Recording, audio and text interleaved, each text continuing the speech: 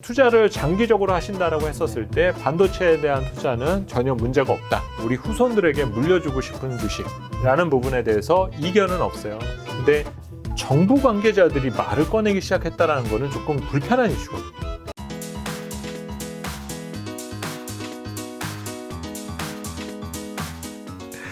자, 그러면 이제 오늘 이제 거시적인 여러 가지 이야기를 좀 여쭤봤었는데 네네.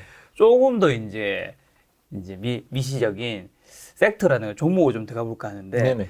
예를 들면 그 삼성전자, SK하이닉스가 속한 이제 반도체 섹터 네네네. 이쪽은 센터장님 좀 어떻게 보시나요? 네, 우선은 개인적으로 우리 경제와 네. 우리 경제와 주식시장을 책임져야 할 업종이다라는 점에 대해서는 절대 이견이 없습니다. 그렇죠. 그리고 그 해당되는 산업에 유일한 그 우리나라 기업들 중에 유일하게 글로벌 지배력을 갖고 있는 기업. 아, 그렇네요. 네, 그래서 말 그대로 우리 후손들에게 물려주고 싶은 주식이라는 부분에 대해서 이견은 없어요. 근데 지금 현재 그 시장에서 논쟁이 붙게 되는 주요한 이유 중에 하나는 네. 그러니까 하반기에 대한 실적에 대한 그림 뭐 이런 것들과 또 반도체라는 영역이 네. 자꾸 이제 정부 관계자들이 말을 꺼내기 시작했다는 거는 조금 불편한 이슈거든요. 왜 시장 경제가 알아서 돌아가야 될 분야에 대해서 바이든 정부가 소집을 한다라던가 뭐 이런 얘기를 꺼낸다라는 거는 네. 엄청 불편한 이슈입니다. 그런 것들이 지금 투자자들에게 좋지 않은 이미지와 정보로 지금 전달되어 가고 있다는 거죠. 그래서 기업 입장으로 따지면 중국에도 공장 세우고 미국에도 네. 공장 세우고 네. 여기서 다 돈을 벌면 되는데 요즘의 분위기는 누군가 어느 한쪽을 선택해라. 아, 약간 그렇죠. 이 분위기로 몰고 가는 거는 별로 그렇게 썩 좋지는 않거든요. 그래서 이런 상황이 만들어지면 기업은 절대로 외교적으로 이용당하거나 정부에게 이용당하는 것들이 있어서는 안 되죠. 네. 그래서 제가 보는 느낌은 최대한 목소리를 낮추고 있는 상황 정도로 봐야 되지 않을까. 이 얘기는 다시 말하면은 조금은 역동성이나 이런 것들의 의미는 조금은 작아지지 않았냐라는 생각이 좀 들고 또 투자자분들에게 당부드리고 싶은 부분은 8만 전자, 7만 전자, 10만 전자라는 표현은 안 쓰셨으면 좋겠어요. 이걸 자꾸 저도 기자분들한테 저는 질문을 받으면 저는 그 표현 정말 싫어한다고 제가 말씀을 드리거든요. 왜요? 너무 쉬워 보이잖아요.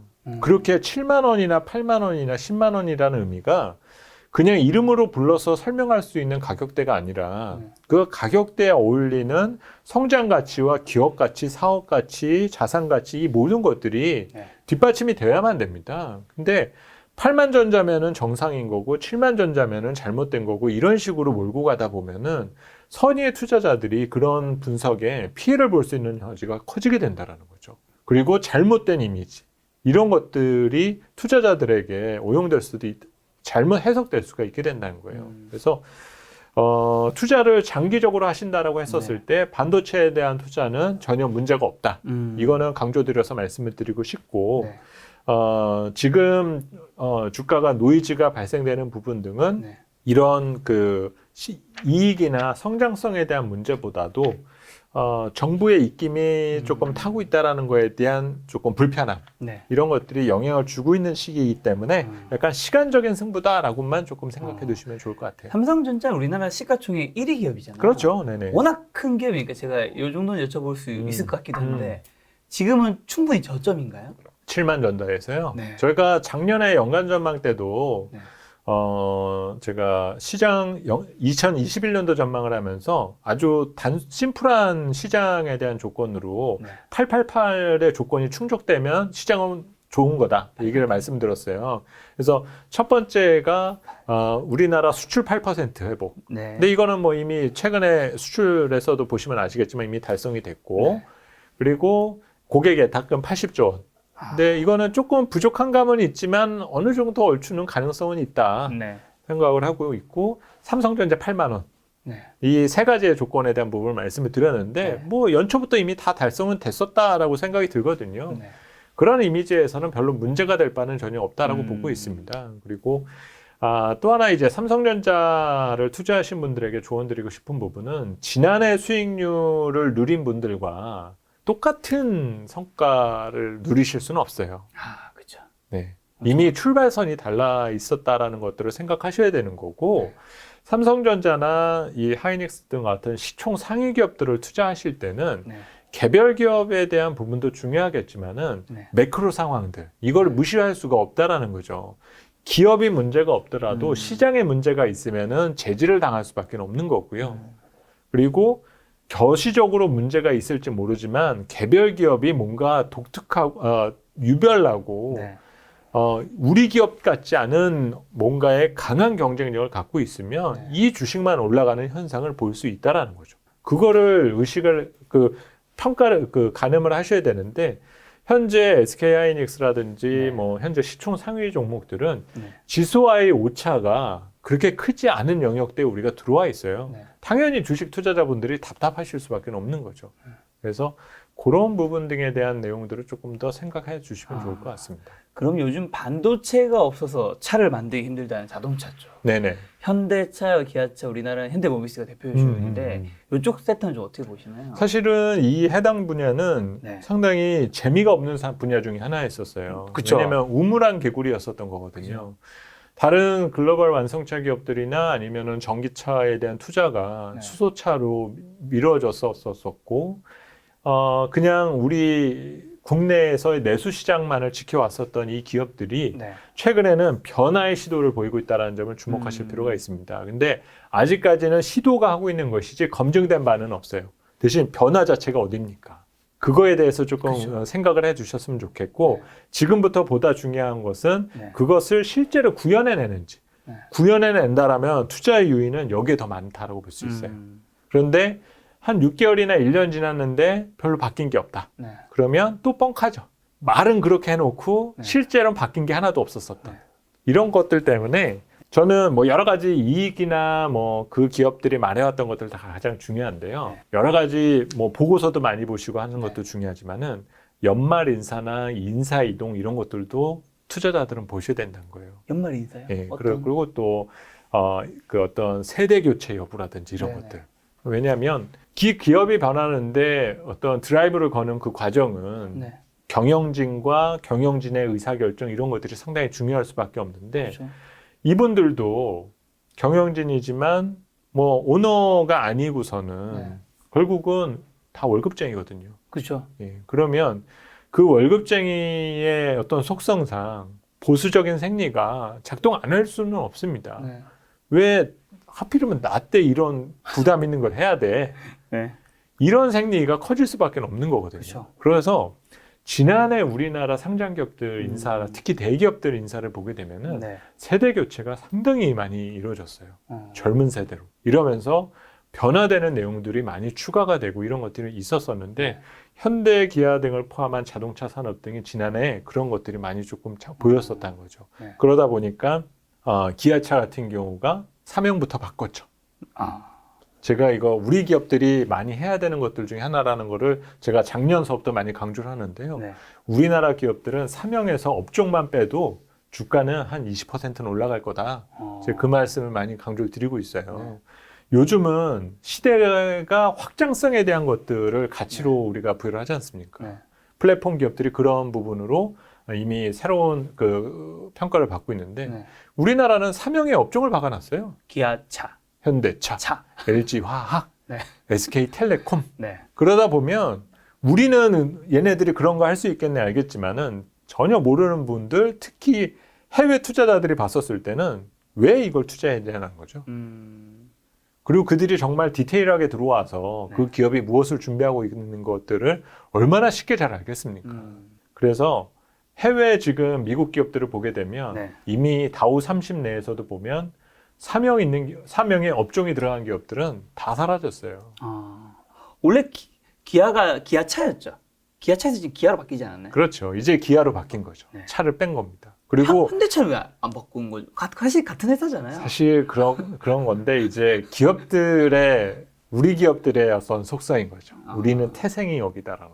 이거를 바꾸는 거는 사실 그것도 쉽지는 않은 부분입니다. 그쵸, 그쵸. 마찬가지로 뭐 삼성전자나 삼성전기나 삼성물산이나 네. 사실 이런 거 쉽지 않아요. 쉽지 않죠. 왜냐면 사실 다 빼면 다 똑같은 삼성. 맞습니다. 문제는 이 기업이 늙지 않고 바뀌는데 필요한 것들이 무엇이냐 이런 것들도 가장 중요하다라는 거죠. 그리고 우리 시장 구성원, 사회 구성원들에게 이 이미지를 어떻게 잘 심어줄 수 있는지도 상당히 중요한 겁니다. 그래서 최근에 이런 것들을 잘하고 있는 대기업과 그렇지 않은 기업들은 철저하게 구분이 돼요. SK, 네. SK는 SK 이노베이션, 뭐 SK 바이오팜 네. 뭐 이런 식으로 계속적으로 변화를 주고 있고 한화그룹들도 하나 솔루션 뭐 이런 식으로 계속 변화를 주고 있잖아요. 네. 하나 시스템 뭐 이런 식으로 얘기를 하면서 변화를 주고 있는 기업과 그렇지 않은 기업들의 결과는 조금은 지나봐야 되겠지만 그 변화의 과정 등을 우리가 조금은 주목할 필요가 있습니다. 왠지 요 섹터는 센터님이 굉장히 좋게 보실 것 같다는 느낌이 제가 인터뷰를 하면서 들었는데 네네네. 네이버나 카카오가 속한 인터넷 섹터. 네, 우선 아까도 말씀드렸었던 네. 확장성에 대한 부분은 네. 결국은 아주 중요한 부분이 될 수가 있겠고요. 네. 지난해 이 플랫폼 기업들의 시총이 커진 만큼 네. 금융산업의 시총이 감소를 했습니다. 이 얘기가 시사하는 거는 밸류체인의 이동과 네. 시장 경제 밸런스가 바뀌어가고 있다라고 볼 수가 있거든요. 그러니까 우리는 플랫폼 기업이다라고 알고 있고 더 오래되신 분들은 카카오는 다음이 전신이고 네. 뭐 검색 엔진이 전부야 아니면 이메일 이런 정도로 네. 생각하시겠지만 제 손잡벌 되는 사람들 그 분들은 언젠가는 네이버나 카카오를 그냥 은행 정도로 알고 계시거나 뭐 JP 모건이나 골드만삭스 정도로 알게 되실 가능성이 더 크다라는 거죠. 네. 그만큼 확장성이 크고 네. 그 가치가 현재 사회에 인정받고 있는 상태인데 네. 이들이 이런 식에 대한 평가를 받는 거는 우리 경제 안에 숨겨져 있는 가치를 끄집어내어 주었다라는 거죠. 네. 그런 것들을 과거 전통 경제에서는 인정을 안 해왔었지만 이제는 이런 것들을 우리가 계산할 수 있는 방법을 알게 되었다. 그래서 앞으로도 상당히 어떤 지속 여지 등이 있고 네. 그러면서 이제 동시에 그러면은 지금 제가 드리는 말씀만 들으면 당장 사야 되겠네 또 이 네. 생각을 하실 수가 있어요. 근데 이 과정에서 이제 우리 사회 구성원이 이 회사와 네. 어떤 관계를 유지할 수 있느냐가 가장 중요한 겁니다. 왜냐하면은 이들이 일자리도 만들고 우리에게 여러 편익과 공익, 일자리 또 사회적인 공헌 이런 것들을 할 수 있어야만 되는데 네. 개인화된다거나 뭐 이런 식으로 탈바꿈을 해버리게 되면은 네. 규제의 칼날이 또 이 회사, 이 분야에 대해서 가해질 수 있는 부분이 생긴다는 거예요. 네. 그래서 항상 이런 독점적인 기업들과 과점적인 기업들이 위험해지게 되는 시기가 네. 선거와 맞물렸을 때가 제일 위험합니다. 항상 보게 되면. 왜냐하면 불편한 거죠. 어떤 소수의 목소리가 커질 수 있는 시기가 네. 이런 분야, 해당되는 분야에 영향을 미치게 된다라면은 일종의 규제에 관련된 부분이 생길 수가 있게 되는 거잖아요. 그래서 관심을 갖고 계시고 그 규제라는 문제를 해당되는 산업이 슬기롭게 풀어나갈 수 있느냐, 목소리를 들어줄 수 있느냐를 체크해 나가시게 되면은 장기적인 어떤 투자 요인을 평가하실 수 있지 않을까라고 봅니다. 제가 센터장님이 내신 책의 문구를 봤는데 네. 투자의 정보는 우리 주변과 일상에서 누구나 쉽게 얻을 수 있으며 중요한 것은 많은 사람들이 공감할 수 있는 변화를 읽어내는 것이라고 한다. 네네, 이런 문장을 맞습니다. 봤는데 사실 예전에 뭐 인터넷이라든가 그다음에 모바일 혁명이 그걸 읽은 분들은 주식시장에서 큰 돈을 이제 벌 수 있었던 거잖아요. 네네. 이런 주식시장이라든가 이런 변화는 산업의 변화가 어느 정도 같이 따라가는 부분이 있을 텐데 센터장이 요즘에 좀 이런 섹터가 아니라 그냥 또 큰 개념으로 세상의 변화가 좀 주목하고 있는 거 한 가지쯤 있다면 뭐 어떤 게 있을까요? 뭐 예전에도 제가 그 인사이트 있는 책을 소개해 드리면서 네. 말씀을 드렸던 부분이 필터 버블이라는 부분에 대해서 강조를 하고 있거든요. 필터 버블이요? 네네, 처음 그렇습니다. 들어봤는데. 그러니까 우리가 이런 플랫폼 기반한 사회를 살면서 네. 우리가 관심을 갖고 있는 어떤 분야 등이 필터링 되어서 나에게 되게 됐고 그러다 보면은 자연스럽게 내가 볼 수 있는 범위가 그 버블 안에 갇히게 된다라는 거죠. 그래서 우리가 그런 경험들 많이 있으실 겁니다. 내가 그 어디 홈쇼핑 그 모바일 쇼핑에 가서 검색을 해서 봤던 것들이 하나 있는데 그러고 나서 무시하고 나는 그냥 모바일 검색을 다른 것들을 하고 있는데 자꾸 그게 광고창에 떠요. 아 맞아 떠요. 네.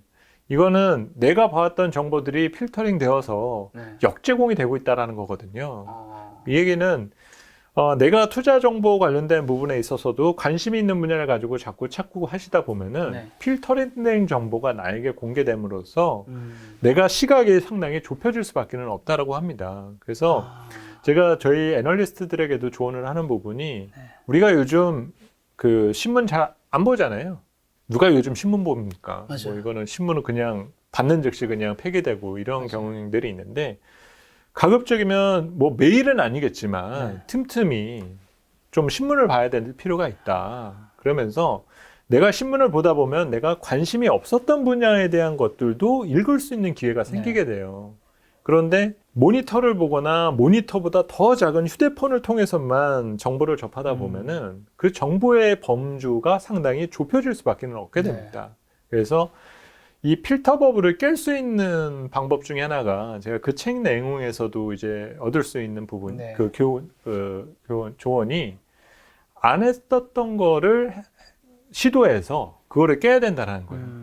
그래서 우리가 흔히 학생 때도 보게 되면 국영순반 죽어라 공부를 하다 보면 좋은 성적 받을 수도 있겠죠. 그런데 이 사람의 사회성과 이런 것들에 있어 도움이 안 되니까 우리가 도덕을 가르치고 실과를 가르치고 아니면은 뭐 자연과학이라든지 여러 가지 수업을 가르치지 않습니까? 이거를 가르치라는 거는 우리의 뇌 발달에 있어서 각종 창의력이나 이런 것들을 길러주기 위함이었었던 거거든요.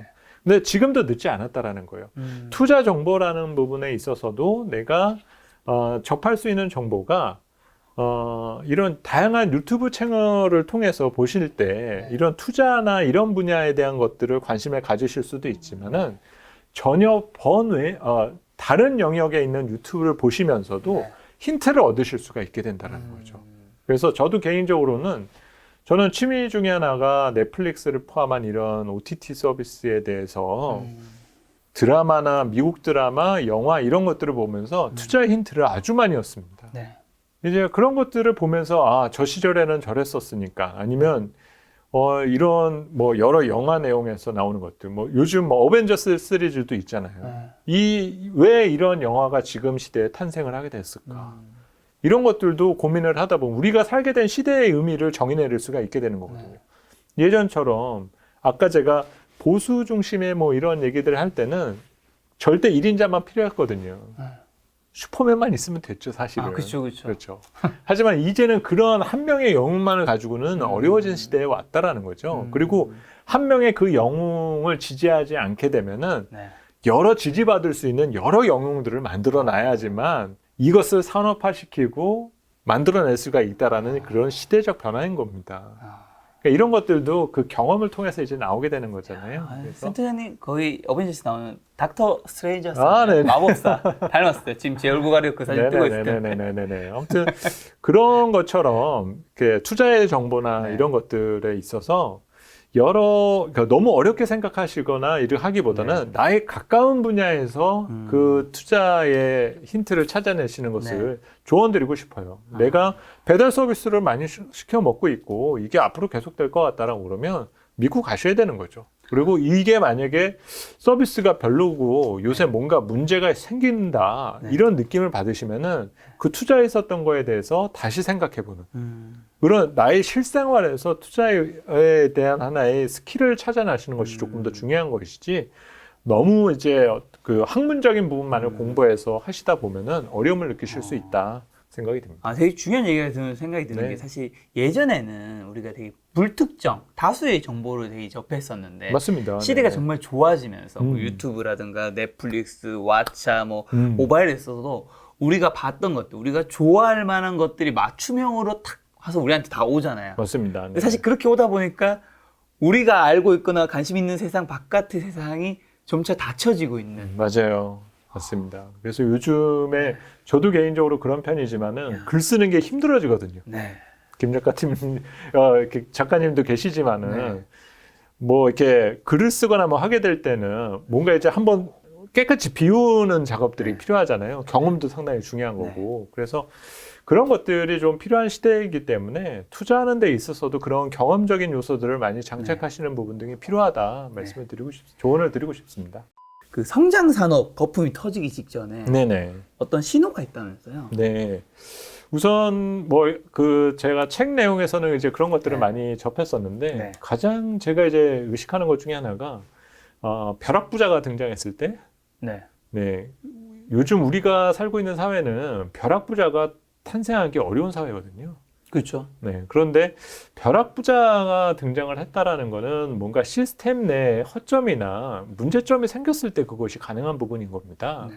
그런데 이제 다수의 투자자나 경제활동 주체들은 그 사람을 닮고 싶어 하고 네. 뒤따르려 하는 욕심이 생길 수밖에 없죠. 저도 그렇거든요. 네. 그런데 실제 우리가 살고 있는 어떤 구조적인 환경은 그렇지가 못한 상태이기 때문에 올해 초에 바로 그런 이슈가 첫 번째 등장을 했었죠. 네. 뭐 로빈후드 관련된 게임스탑 문제에서 네. 갑자기 뭐 투자를 해서 그런 소식이 전해 들었다라든지 네. 얼마 전에도 뭐 골드만삭스의 임원이 뭐 도지코인 때문에 은퇴를 했다라던가 네. 뭐 사실 그런 내용이 어떻게 뉴스로서 우리에게까지 전해졌는지도 신기하지만 그런 얘기들이 자꾸 등장을 하게 된다라는 거는 네.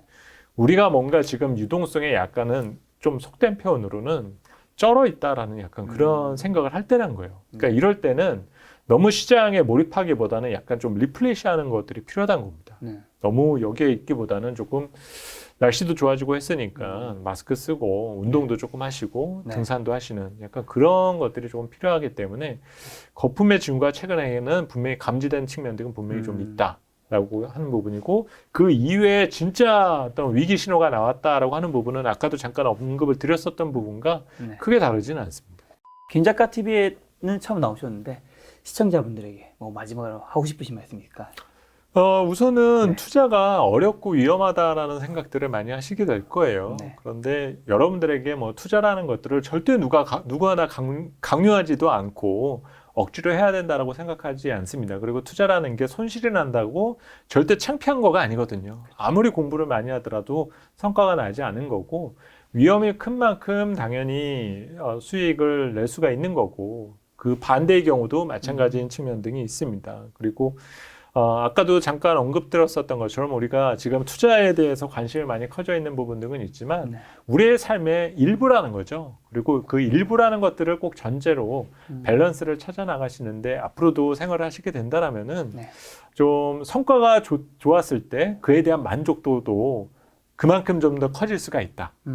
사실은 수익이 크게 나면 잠깐 좋을지 모르지만 시간이 갈수록 만족도가 떨어지거든요. 그렇죠. 왜냐하면 그 다음에 나는 수익에 대해서 내가 실망을 먼저 느끼게 되는데 그렇죠. 이게 되게 희한한 건 일이에요. 수익이 났는데 어떻게 실망을 할 수가 있습니까? 이미 기대값이 높아져 있어요. 그렇습니다. 그러니까 일중에서 보게 되면 주식을 팔았는데 올라가면은 짜증이 난다고 말씀하시는 분들이 많거든요. 네. 왜 짜증이 나나요? 수익이 났는데. 그러니까 그것을 이제 계속적으로 조금 찾아가는 노력을 하시면 도움이 되시지 않을까라고 생각이 듭니다. 알겠습니다. 투자에 있어서도 우리 일상생활에서도 좀 밸런스가 굉장히 중요하다는 생각이 들었습니다. 오늘 만남의 손님은 교보증권의 김영렬 센터장님이었습니다. 지금까지 여러분 소중한 시간 함께해 주셔서 정말 감사합니다. 오늘도 김 작가였습니다. 고생 많으셨습니다. 감사합니다.